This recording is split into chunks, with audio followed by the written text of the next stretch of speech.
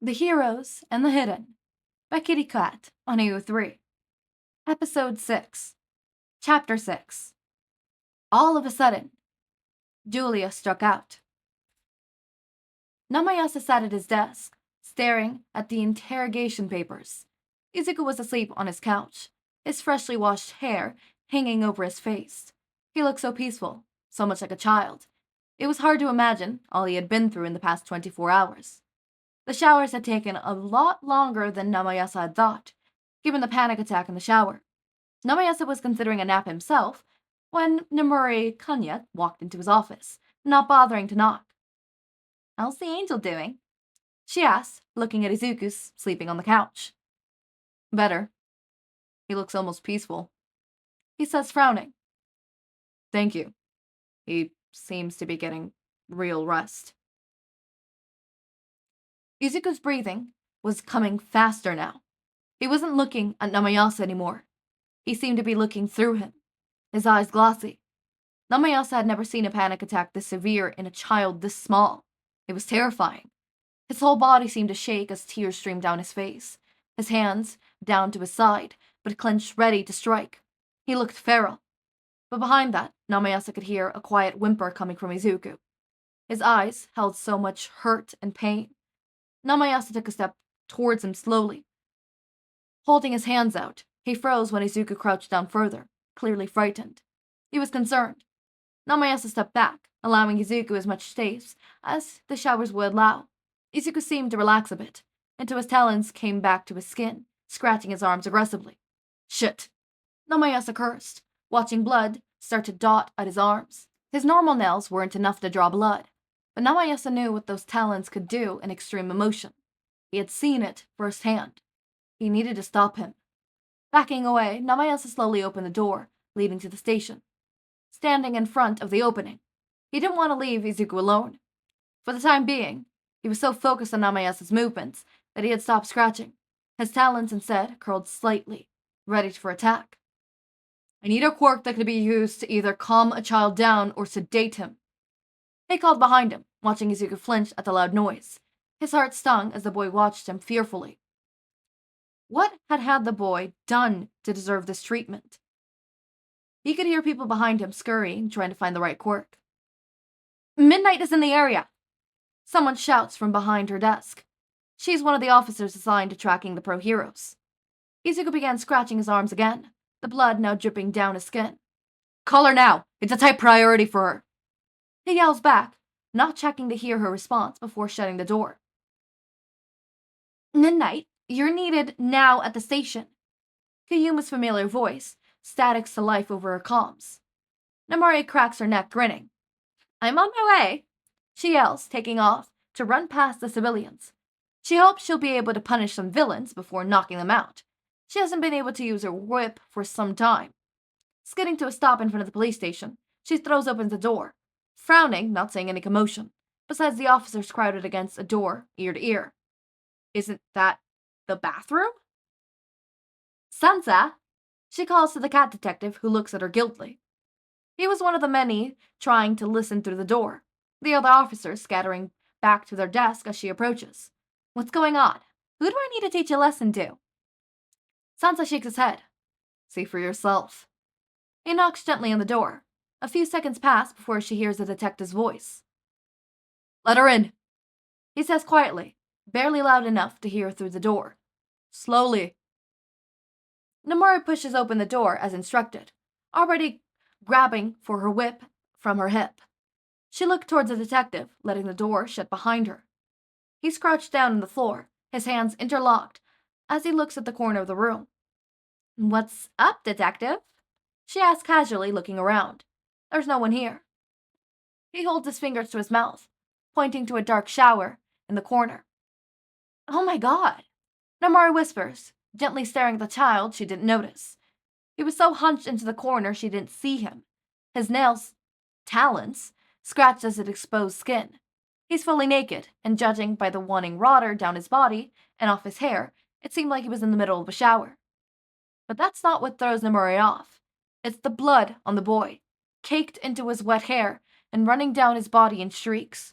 His arms and chest are coated and rake marks from his talons. He's digging into his skin, and he's been for a while. And the fear in his eyes makes her stomach churn. He looks like a beaten down, cornered animal, hiding from the predator, the detective, and her.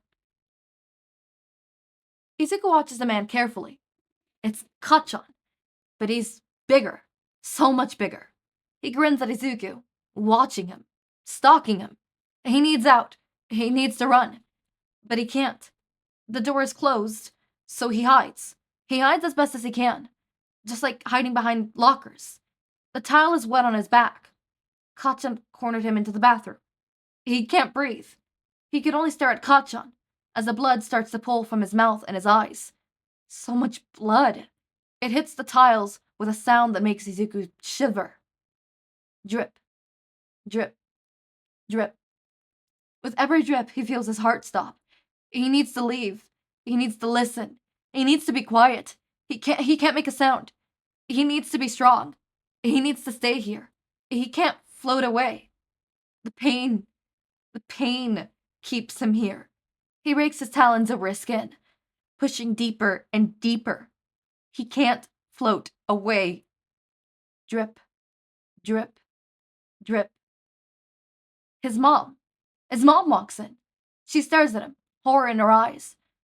Her chest is open, showing her unmoving heart. You can see her ribs and the blood that pools from the hole.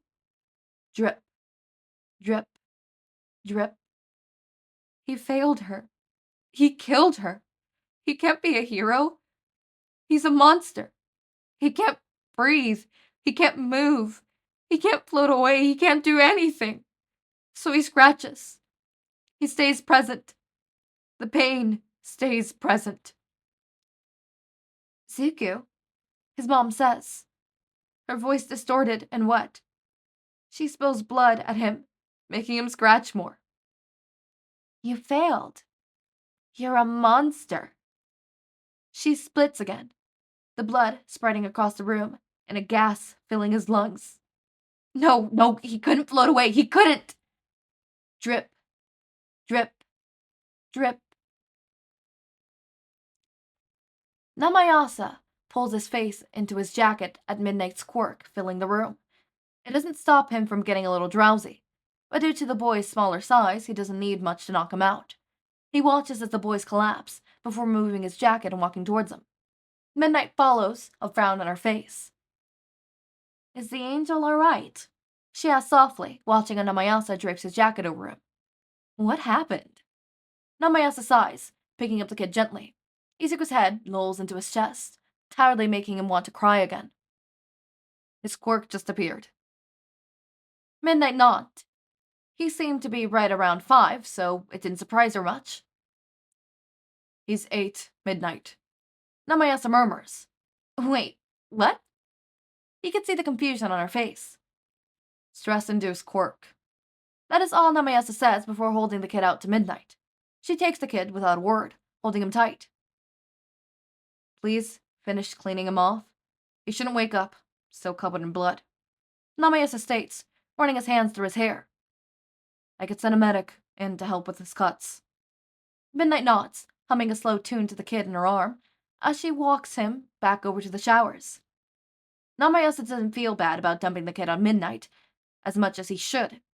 He needs to get some coffee and work on paperwork he's behind on. Plus, he knows she has a soft spot for kids. Despite her appearance and hero persona, she has mentioned wanting a kid on the offhand. He knows that between her new hero work and infidelity, she won't ever get that wish unless she retires and adopts, so she could take care of the kid for now. Plus, she can help him rest better than he can. So, what's really up with the kid, Detective? Namari asks from the seat across the detective's desk. What do you mean when you said stress-induced quirk? Detective Tsukauchi shakes his head at her before responding. First, just call me Tsukauchi. Second, there is no proven testing or many cases of it. It's rare, extremely so. The public has no idea of any of it. He sighs, gulping down more of his black coffee. She could smell his potency from here. In extremely intense situations, it is thought that a quirk can manifest even in the genetically quirkless. Nomori scowls. Why keep it from the public? She asks. Also, just call me Kayama. He sets down the pen he's been messing with, looking her in the eyes. Imagine it being known that putting a quirkless individual through a life or death situation might make them manifest a quirk. What do you seriously think would happen? He asks sternly. She frowns. She never knew anyone that was quirkless growing up, and she doesn't see many reports of them now. But besides that fact, she thinks about them being human. The quirkless would be targeted, more so than they are already. She says quietly, kids like him would be targeted. Tsukauchi nods grimly. Exactly that. He picks back up the pen, letting them sit in silence, as he scratches away at a paper in front of him. Nomori turned towards the boy, sleeping peacefully on the couch. He seems to have tears running down his face, but it's hard to tell from the water dripping off his hair.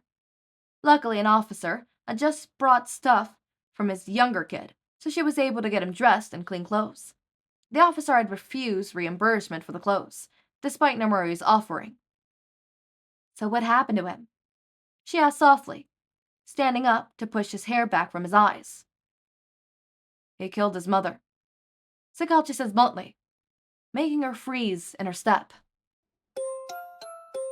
Sorry that the gameplay ran out a little bit before. It's gonna happen. It's gonna run out a little bit before or a little bit after into the notes sections, which is fine. It happens. Oh, I forgot there's no absolute internet. Do not ask me how the fuck I'm reading this on my laptop when there's no internet.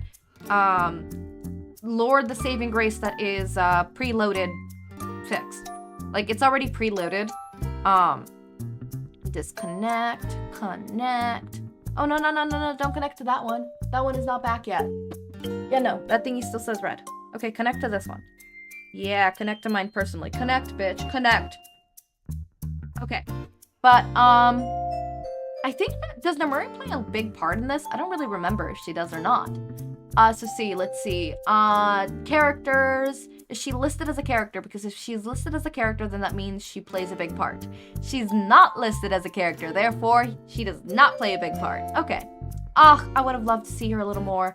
Also, Nomori being, very loving, appears in, not loving, but motherly, appears in, Vigilantes, and I love it, and I love when it's mentioned in fics and stuff like that. Her being infertile, though, that is mean. I love it. I'm gonna have that headcanon now. She loves and desires nothing more than to have children of her own, but she is infertile. I'm putting that in Fluffy mind now. Which makes it even more heartwarming because Izuku literally biologically having her DNA now in his blood makes it as though she can finally have a kid of her own blood. Even if technically, on a technicality, he's not technically of her blood. Right? Like, she didn't birth him. But he has her blood running through him. Does that make sense? Which, again, bittersweet. Fucking Christ. Just fucking Christ. That's all I'm gonna say.